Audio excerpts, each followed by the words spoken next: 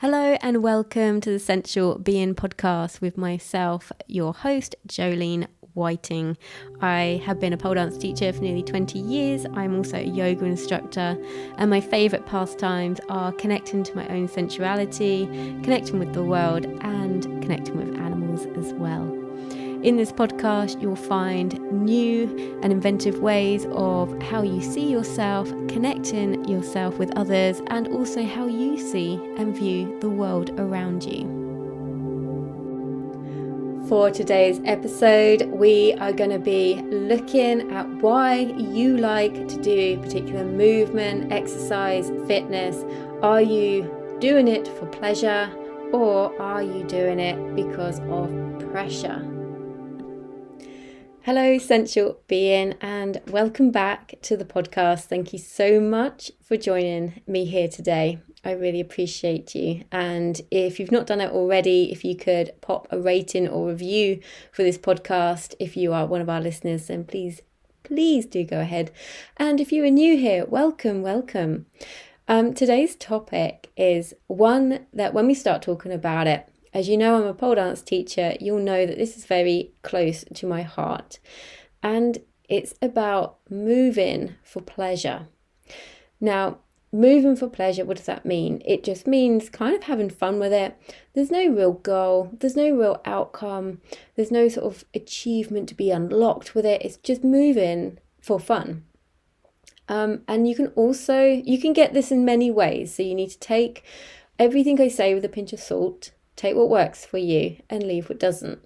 So the other side of this is not having pleasure as your main priority, and you've actually got a goal, an achievement, targets, and that's what's driving you with your movement. Now, the reason why I'm talking about this is because both of them create different relationships with yourself. So let's use the example of pole dancing. That, on the whole, a lot of the time, not all, a lot of the time can be used for moving for pleasure. But the relationship can change with it. So when we start thinking, oh, I've got to try and do this, got to try and do that, I should be getting this, I should be better at this by now. That changes the relationship with the movement and the exercise. And when we flip this and we look at things that can be predominantly for outcome, things like going to the gym. Maybe you're a runner and you do X amount per day and you're trying to up that and things, you've got an outcome, or maybe you're trying to lift heavier, or maybe you've got a goal weight in mind that you're trying to release weight from your body.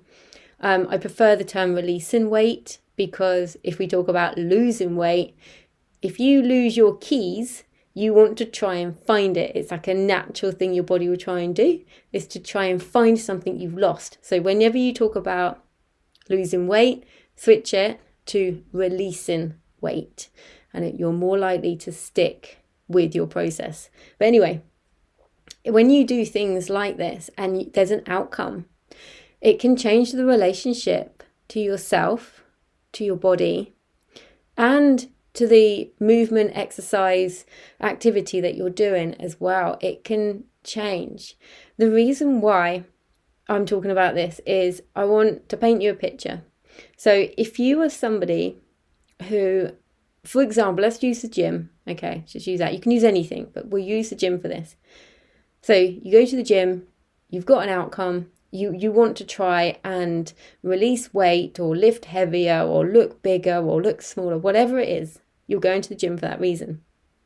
How do you feel when you miss a day?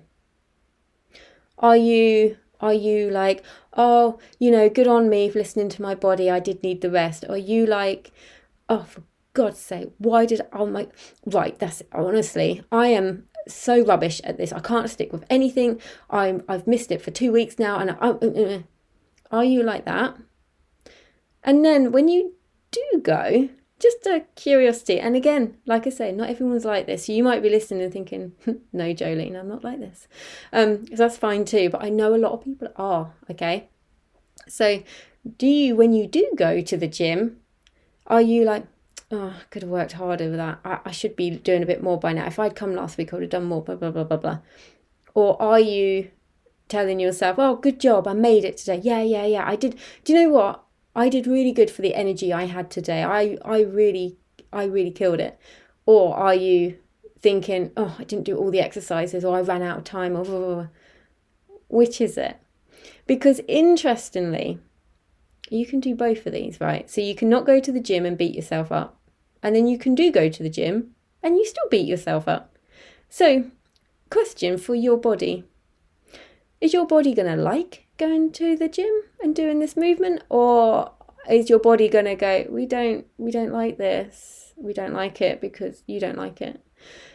It's probably going to be the latter. Because our body can't tell the difference with the words that we say. So even if you think, oh, well, I don't mean it, if you are saying it, even internally, your body will take it on. And you're creating a space where your body doesn't want to do that stuff. Okay? So when we move for pleasure and there's no achievement, target, goal. So for example, let's use the pole dancing for this. So when there's no outcome, you might be listening to me now and thinking, well, what's the point? Why would I do that?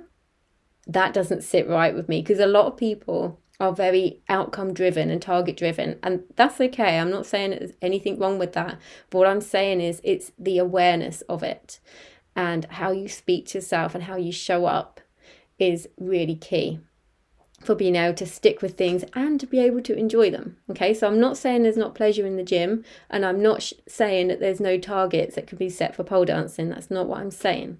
But when you move for pleasure, and that's your main priority. Oh, I want to do this because it looks fun. Yeah. Now, the fun aspect is great, because that's very much your inner child. Very much just, I'm just rocking up and doing this for fun. There's no outcome. I don't care. I just want to have fun. Yeah, I just want to enjoy it. Listen to good music, or move around, or connect with my friends. I just want to have fun. So it's a really good like inner child kind of healing process to do that.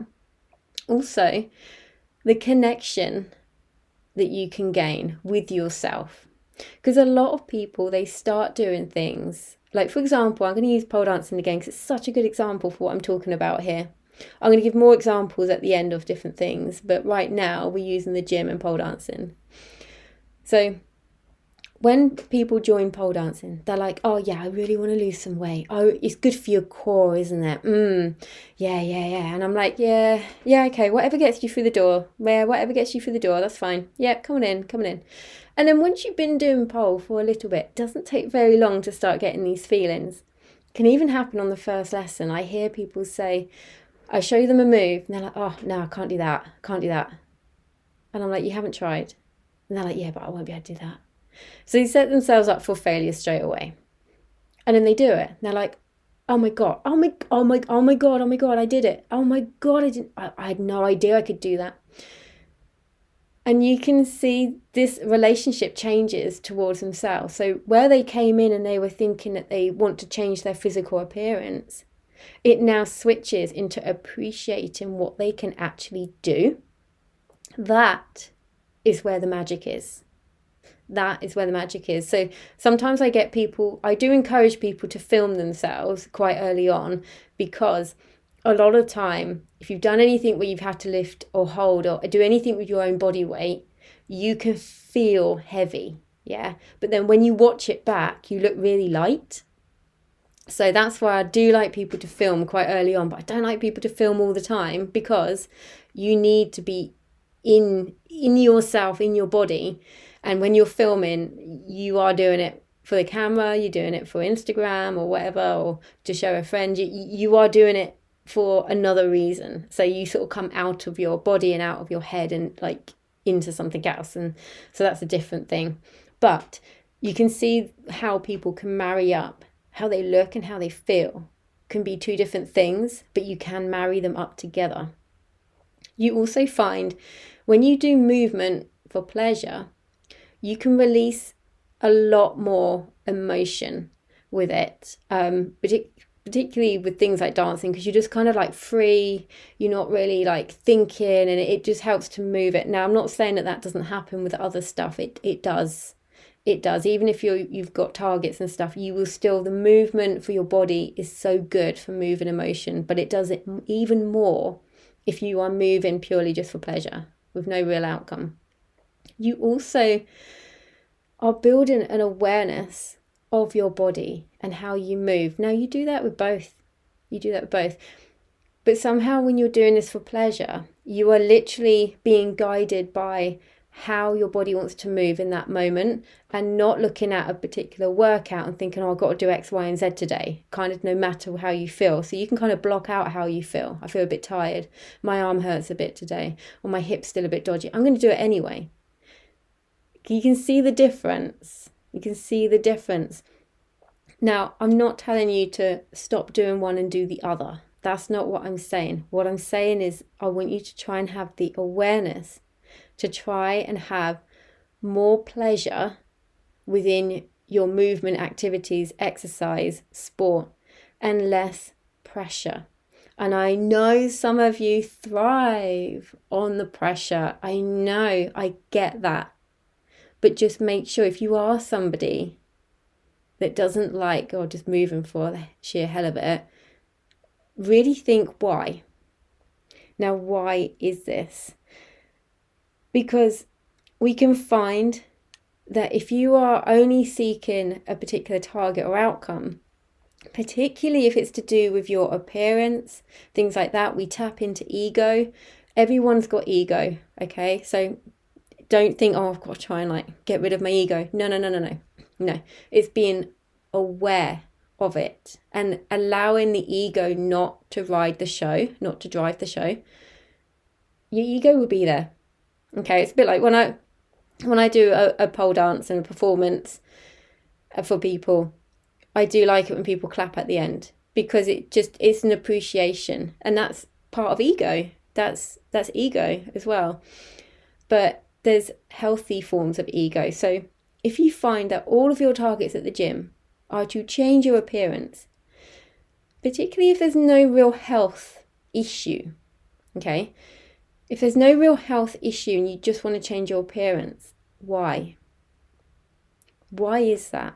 And that's what you need to unfold. This is where you can work out, is it literally your ego driving you? Is it because you want to share a before and after picture on social media and say, yeah, this is what I've done, look at all the weight I've lost? Or are you actually there enjoying the journey? Now, I've experienced both sides of this, because I used to run a HIIT class, and the amount of people, this was like 10 years ago, and we were a little bit more like target based with that type of thing.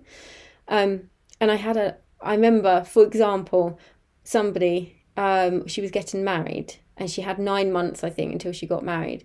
Oh, she was dedicated. She was dedicated to losing a bit of weight. By the way, she didn't have to. Like, she was like a stick. I was like, okay. I want to look good on my wedding day. I was thinking, you look fucking phenomenal now, but okay. And 9 months came.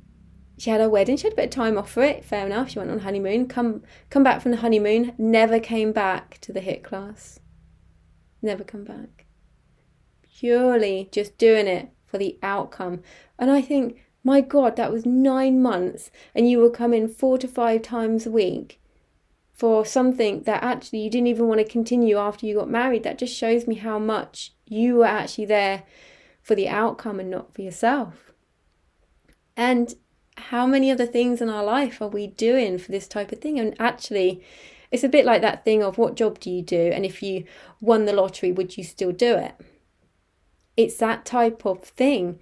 And I know we do have to earn money, so that's slightly different. But this isn't. This is your exercise. This is your downtime. This is your fun time. And yet some people are filling this with stuff that they don't really like. And I think, what's the point? No. There are so many things you can do. You don't have to do something that you're like, oh, I should do this. No. Get rid of anything that you feel that you should be doing.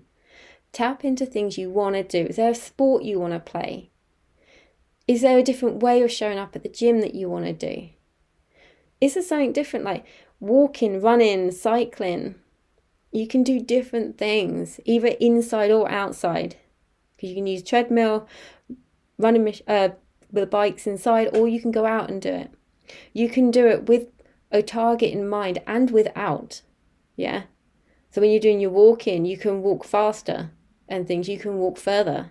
There's other ways of making walking not just for pleasure. Or you can just go, just want to go for a nice walk. You can make it purely for pleasure. And you can mix it up and do both. Maybe you go to the gym and leave your workout and just think, do you know what do I actually just feel like doing today? And just do whatever you feel and just see how that sits with you. Do you beat yourself up because you're not doing the actual workout? Or would you be like, actually, that was quite fun today. I just did what I wanted to do. And listening into your body. And it's really interesting because like pole dancing, you can have all these goals and targets around pole dancing as well. And it's so funny because for years, I don't even know if this is still a thing, because I'm kind of out of the pole fitness loop, and unless they're a good friend of mine, I don't follow pole fitness people on social media. I just stick with the dancers, because you'd be surprised at how many people can do pole and they're amazing, but they can't dance. And to me, that was my driving force with it. It's always been the dance. So that's always driven me. So when there's all this talk about pole dancing going in the Olympics, and I'm like, no. Oh, but you want it in the Olympics, don't you? No, not really. No, not at all. Because you're being critiqued and judged. And I've done pole dancing competitions before. I've also judged pole dancing competitions before. And do you know what I actually prefer? I actually just prefer rocking up and saying, can I do a dance? Like, can I just do a showcase for you, like in between the sessions, and not actually be judged or critiqued or have my name written on a piece of paper where people are going to mark me with scores out of 10. And also, I find it really hard to judge people as well, because I'm like, oh my God, that person, they just got up on stage. Bravo, well done. And it's like, oh yeah, I can't say that for everyone. Oh, okay. I need to actually put up some sort of critique stuff. And it was like, I think I judged 2 competitions and that was it. I was like, do you know what? This is not me at all. Thank you for the honour of asking me, but I don't want to do this. This is not nice. I'd just rather watch everyone and cheer everyone on, and that's it. So you can see, if you do competitions for pole, there will be goals, there will be targets, there will be turning up to train in ways that you might think, I'm so sick of this combination, I'm so sick of this pole move or this spin or this invert, this trick, but I've got to do it. And it's the competitions as well. If you know a bit about pole, we have spinning pole and static pole. Spinning pole looks amazing but can make you feel quite sick. And there's a lot of competitions that you have to do half and half of your routine on both. And people are like, oh, I hate training, I hate it. And I'm like, why are you doing it? Why bother? And again, why bother? And then when you look at the reasons why, it's the ego, it's the outcome, it's the being up there, sometimes it's trying to win. I've got a good friend of mine, and she says, I won't enter into any competition unless I know I can win. And I'm like, fuck that. That's boring. No, thank you. And she's amazing. But I'm like, but yeah, she won everything she's gone into. I don't know. She's lovely though. But everyone's got this. Everyone's got stuff going on. And I just want you to become more aware of it. If you are somebody that just wants to share a before and after picture, look how much of weight I've lost. And you're not sharing the journey, and you're not enjoying the journey, and you're not sharing the journey with yourself, and you're just doing it because you have to. Really think about it. Because what is your priority in life? Is it to have more pressure? Or is it to have more pleasure? It's just trying to find the stuff that you enjoy, working out the why you want to do it. And if the only reason why you want to do it is just purely based on results, then I want you to dig deeper into those results and work out why you want them. And I do get a lot of things is around being healthy, as in, if you are feeling like you are overweight and it's not doing your health any good, you might seek to do something about that. And that's a good mindset to have because you're trying to look after yourself. But just make sure that whatever goals you set, it's coming from appreciation to your body and respect. If you can keep hold of those two things, no matter what goals you set, if you can appreciate and respect your body, even just ask yourself, tell yourself before you do it, I appreciate myself. And then ask yourself on that day, because your mood, your energy levels, hormone levels will change every single day and throughout the day. Ask yourself, what would this workout look like right now if I'm offering myself more respect and appreciation to my body and my body's needs and my body's wants right now? Because there is an element of dig deep, push through, got to get through it anyway, and showing up even when you don't want to. You can still show up when you don't want to, but can you do it in a better way towards yourself?